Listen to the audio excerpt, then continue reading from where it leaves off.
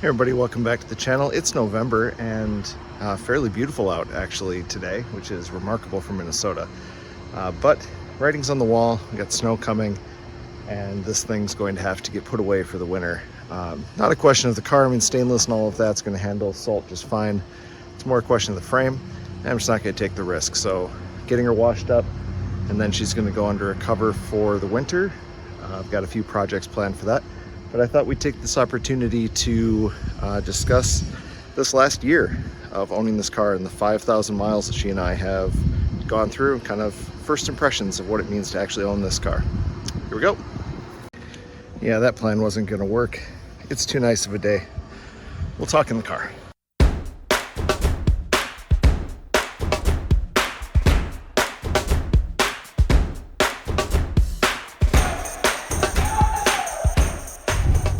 So let's get into it, shall we? 5,000 miles driving this car. What's she really like? Honestly, nice. So there's that big thing about like, don't meet your heroes that everyone always tells you. And I think those people tend to not do much research. Because I bought this car knowing exactly what I was getting into. That this wasn't going to be a performance rocket. It wasn't going to be the fastest car alive. It was going to be a mid-80s, decently capable rear engine V6, right? So I'm not going to win any races, but I don't race. So that being said, has it been a fun car to drive? I mean, I drive this car all the time. I drive it at night, drive it during the day, take it to work, take it on road trips, 5,000 miles in one summer. And yeah, it's been great. It is my go-to whenever possible. Part of that is just the feeling of driving this, the emotion of driving this car is pretty cool. Feel like you're kind of part of something. The interesting thing when you're driving it is the reaction from everybody around. My wife has joked around that she counts camera phones when we're driving. I do the same thing because the amount of people that drive by you with their phone hanging out the window, waving, doing that kind of stuff is remarkable with this. Kind of nice thing about a Delorean is very few people have bad experiences with them. They either remember the movies or they remember somebody who used to own one in their neighborhood. It's a conversation starter everywhere I go, and just the reaction of people when you're doing what I'm doing right now and just driving it down the street is always a whole lot of fun. Upgrades and kind of where we sit right now. So I've upgraded the radio. This thing is wireless CarPlay. If I wasn't using my phone to film, we'd be streaming Pandora right now. Like I said, I've made some changes to the starter, fuel pump, and all of that.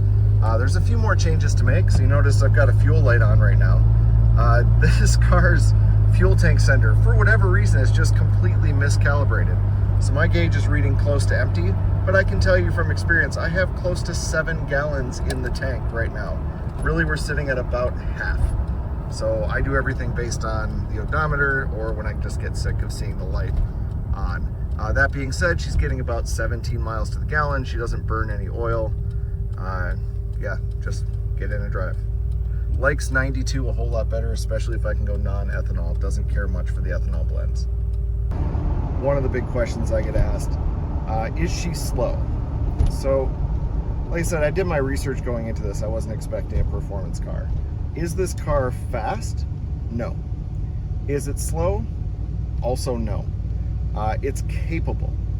So I would equate it to like a mid-90s Toyota Camry, right? Like it gets out of its own way. I've never had a problem getting up to freeway speed on the highway. It handles itself just fine. Is it going to win a race? No.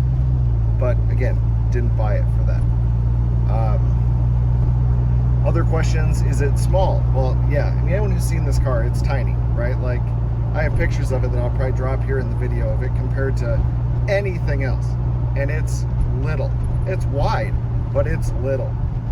That being said, I'm 6'1", and I got plenty of headroom up here. The door cards are curved in such a way that it works. That being said, I do have the seat all the way back and reclined slightly. But creature comfort wise, no, this car is comfortable. It's well designed in that way to really utilize every inch of that available interior space. So the other main questions, would I buy one again? Absolutely. Like, this car was my bucket list car. I've wanted it for 30 years. It has lived up to the hype as far as owning it. Would I ever consider selling it? If I got the proper offer, I might, but honestly, I'd be looking to buy another one right after that and reconditioning it to this level. This car was in very good condition when I got it. I've been able to take it the last little bit to where I wanted it to be. There's still a few things, door seals and those types of things that I'm working my way through. The electronics are all going to get updated. As far as the relays and fuses and all of that, that'll be a winter project for me.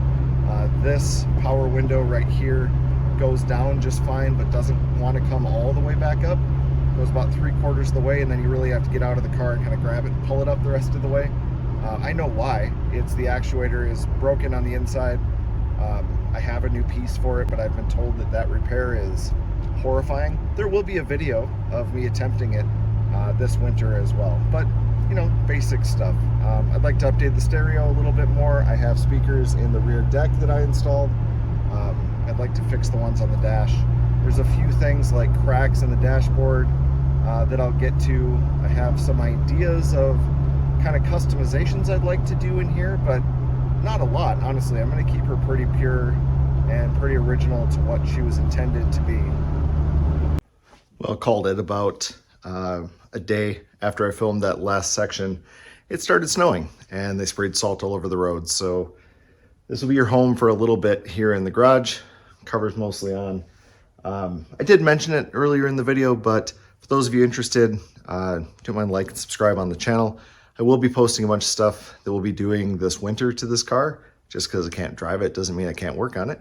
So in one of the gatherings that we had with a bunch of the other owners in the area, it was discovered that all of the relays and fuses are original in this car, meaning they're 40+ years old.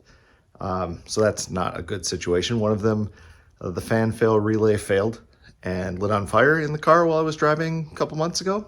Not a great deal. So I'm going to be replacing all of them, modernizing that a little bit, looking at the wires, making sure I don't have melted and frayed wires, just again from the years and the time that's gone past. So that'll be a project. I'll document all of that. That'll be up on the channel with all the parts that I use and kind of how I go about that method. The window, as I mentioned, is going to get done. And then I have just a few other kind of random pieces that we'll probably work on this winter. So stay tuned for all of that. Oh, and also in that line, I've been working with a local company that does molding for classic cars and insulation specifically for classic cars. And we've been working on coming up with a new way to do the door seals on this car that won't wear out after 6-8 months, like a lot of them do. So I'll have information about that.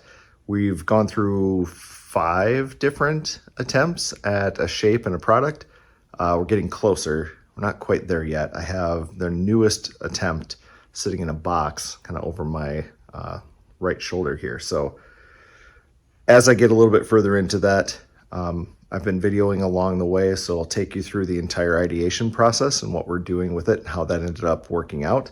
And then if we come to a winning combination for this, there will be an entire catalog of DeLorean parts available on their website, including that, for I think quite a bit less than what those door seal kits cost. And again, it's something that looks a lot nicer. The last group I was able to preview it a bit at the last show, and the other owners were very impressed with how the aesthetic of it is. We just have to figure out thickness on one specific part just to help with the door seal. But I think we're getting really, really close. So more information about that to come. Thanks for kind of coming along with me on this journey over the last year, 6-8 months, whatever it's been. Looking forward to next year and seeing what next year will bring. Love this car. I do have it a piece of advice. Those of you who are thinking about buying one of these, they are quite expensive. So I would take the time, do your research, get behind the wheel of one, make sure it's what you're looking for before you spend the time and the money on it. Also, if you have the means, get it to a reputable shop and have them take a look at it. Beyond what the dealership might be telling you has been done to the car. These are not super exotic the way they're designed, but they do have some things that have been out of production for decades. Some things that were considered innovative in 1982, not so much anymore. And some of those things, if they've been sitting, if the car hasn't been driven, if it hasn't been maintained properly, fuel systems gel up, plastic bits start falling apart. There's just a lot of those kind of little things that might be time bombs waiting to hit you. This car thankfully has had very, very few of them, but I did take the time to go through it pretty explicitly before we actually signed on the dotted line and took it home from St. Louis. So yeah, stay tuned. We'll check in, I guess, as we get into the projects this winter, and then I'll take you along for the ride next year as well.